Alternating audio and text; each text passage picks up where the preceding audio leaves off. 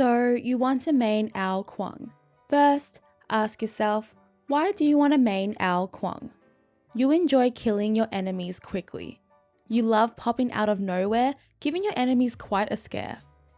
You like playing risky. You enjoy instantly executing your enemies. But before you choose to main him, it's good to know the cons of Ao Kuang. His early game isn't super strong. His basic attacks can be dependent on his abilities. Ao Kuang is a SMITE Chinese mage. SMITE has classified him as a hard god, and I agree, he can be pretty hard to play, especially since he's not a normal mage. If you're an experienced Ao Kuang player, or you just love playing him, feel free to leave any tips down in the comments below.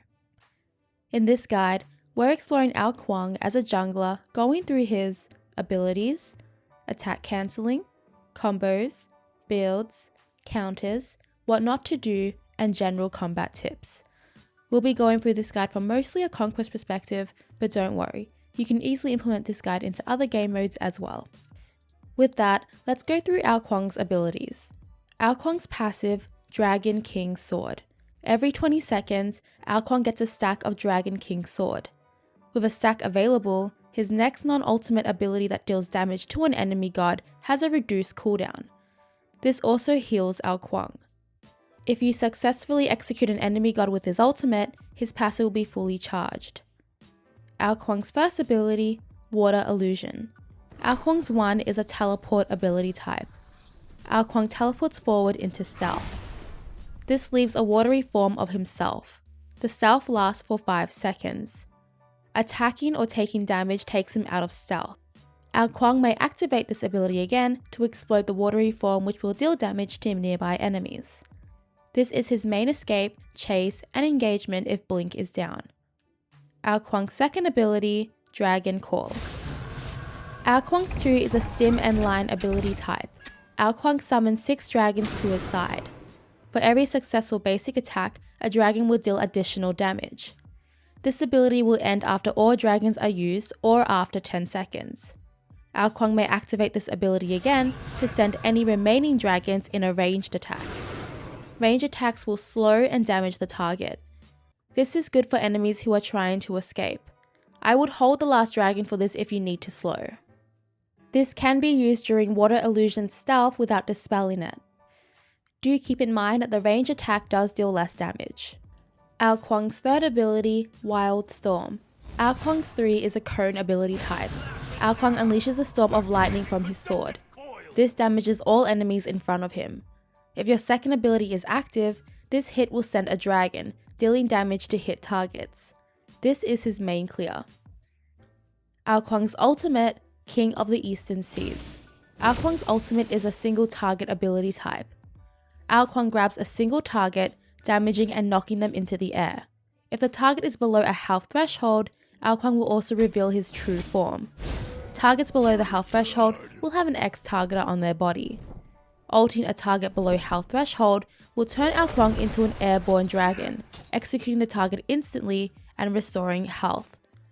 After transforming, Ao Kuang picks a new location to land. Enemies in radius of the landing location will be damaged. When executing an enemy, you do hold them on the ground for a slight second. Due to this, allies can still get the last hit, but you will still turn into an airborne dragon as if you got the kill. Just a quick rundown on his second, third ability and ultimate. All of these abilities have 2 different outcomes. For his second ability, you can use this with your basic attacks for maximum damage output. This is preferable when you're able to stick onto the enemy. Otherwise, his second ability can use any remaining dragons into a ranged ability. This is preferable when you cannot stick onto the enemy, just send the ability into a ranged attack, which will damage and slow the target. For his third ability, if your second ability is not activated when using this ability, it will just do what it normally does with its base damage. If your second ability is activated when using this ability, you will be able to do extra damage to the target if you have a dragon remaining. For his ultimate, if they're not under the threshold, they will just be knocked up into the air. This is great for fights where you want to temporarily get rid of an enemy so your team can focus on the others, or when you want to buy time when escaping. If they are under the threshold, using the ultimate will execute them and you'll be turned into a dragon. This gives you the ability to land somewhere in radius. Now let's get into the leveling priority for Ao Kuang's abilities. For the first 5 levels, at level 1, his 3. At level 2, his 1 or 2 depending on your playstyle. I personally enjoy his first ability more than his second ability early. At level 3, his 1 or 2, grab the ability you haven't picked up yet. At level 4, his 3. At level 5, his ultimate. For leveling priority, his third ability for increased damage, his second ability for increased attack damage and range damage, his first ability for increased damage, his ultimate for increased damage, heal, and landing damage. So basically, 3, 2, 1, 4. Attack cancelling for Ao Kuang. Attack cancelling allows for some extra damage. Basically, if you watch closely, it will cancel out some of the animation and go right into another basic or ability. This gives you consistent DPS and is not mandatory to learn if you don't want to. I would say that attack cancelling is something you don't need to think about on Ao Kuang. His current playstyle and animation is pretty fast already to even notice the difference. Combos for Ao Kuang. Before we get into combos, a few pointers. Ao Kuang should always activate his second ability first before engaging. His first ability is his escape, chase, and engagement when blink is down. Keep that in mind. If you do use it as an engagement, you'll risk being in a bad situation. If you can, keep track of enemies' beads and escapes. This will give you an advantage in fights. Ao Kuang does extremely well in 1v1 situations. Try and catch enemies off. If you're confident you can kill the enemy, your ultimate can be used as an escape if your first ability is down. Your ultimate can also buy you some time against enemies if you're escaping. They may not be available for execute, but they will be knocked high into the air. Your ultimate enables you to even tower dive under the enemy structures. But like I said, you must be very confident that you can get the enemy under health threshold to execute them with your ultimate. Otherwise, you won't be able to escape. If you're using your first ability for travel purposes, chase, or engagement situations, make sure to activate your first ability again to trigger the cooldown.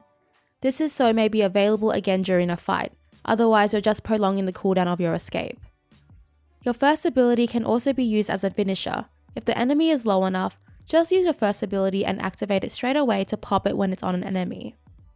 This strategy also works well if you're boxing an enemy while getting low on health. This gives you a chance to get the last hit if you're about to die, because then you won't be in their range. Remember that your second ability can be used as a ranged attack for the damage and slow if you activate it again, and you still have dragons flying around you. Use this in situations when an enemy is getting away. The damage is less when used as a ranged attack though, remember that. The ultimate is situational. If you feel like you can execute the enemy without the use of it, feel free to. Otherwise, executing the target with your ultimate gives you the benefit of escaping or jumping down on another enemy. In all cases, you want to engage with your blink over your first ability when it's up. Ao Kuang's main combo is activate 2, blink or use his first ability, 3, basics. Keep note due to Ao Kuang's short cooldown, the third ability can be used again if the fight goes on long enough or it's triggered by the passive. The ultimate can be used if you would like to execute them once they're under threshold in this combo. Builds for Ao Kuang. Builds always depend on what kind of enemies you're up against. My builds in this video are just a general guideline.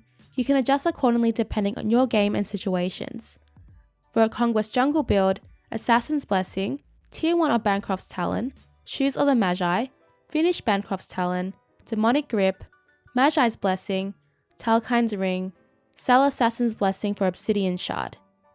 Other items you can build but not limited to are Soul Reaver, Typhon's Fang if you would like more power and lifesteal, Hasten Ring if you like insane attack speed. You can also reorder the build depending on what you want first, for example if you'd like to buy the rings before your lifesteal items. For a build outside of Conquest, you can do the exact same build but without a blessing. Relics Ao Kuang generally picks up are Blink and Purification Beads. Counters of Ao Kuang. Ao Kuang's ultimate is countered by Magi's Blessing and Purification Beads. Ao Kuang's second ability's basic attacks can be countered by Aegis for the duration, unless you hold the ability while you wait for Aegis to run out. This does give time for the enemy's escape to come back up. Slows counter his movement, since he does require to be very close to you. However, you can reverse counter this by slowing them with a ranged projectile of your second ability. Crowd control counters Ao Kuang by stopping his whole combo. Overconfidence can counter Ao Kuang by putting him into sticky situations. Teamfights. Ao Kuang is pretty squishy. Being caught in the middle would end badly for Ao. What not to do as Ao Kuang. Do not engage under enemy structures or teamfights if you do not have your ultimate up. Do not continue on engagements if you can't juke or catch up to a ranged enemy if you're slowed. Do not box a good Arachne or Bakasura. They both counter you due to the crowd control in their kit. This would be Arachne's stun plus life steal, and Bakasura's cripple and slow with his ultimate.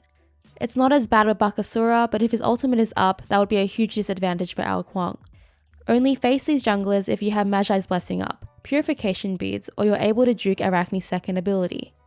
Do not build Polynomicon. This item was once very popular in Ao Kuang. Poly can work in a bursty mage build, but Ao Kuang isn't really built that way anymore. General combat tips for Ao Kuang. Remember that you can use your first ability as a finisher in sticky 1v1s, or if you just want to save time and chase another enemy. It's not recommended to be in the middle of teamfights, but if there is an enemy that is low enough, you may be able to one or blink in, get them just under threshold and ult the target. This means you'll be able to get a free kill and escape as well. However, it's pretty hard to pull this off and generally you would be CC'd instantly. Remember that Ao Kuang can even kill enemies under tower if you're confident in your ability to get them under threshold. Try to look for a 1v1 in most situations, and in teamfights, aim to get rid of the squishies. Keep track of potential targets' purification beads and escapes. And that is all for the Ao Kuang guide. A huge thank you to Azure Justice for bringing us this Ao Kuang guide. It was super fun to try him and I'm so glad that I learned him. If you'd like to request a god guide or simply just to support me, you can find a coffee donation link in the description box below. Let me know what god you would like to main next in the comments. Subscribing and likes would be super rad, clicking the bell really helps me out. I hope to see you for the next one. Bye!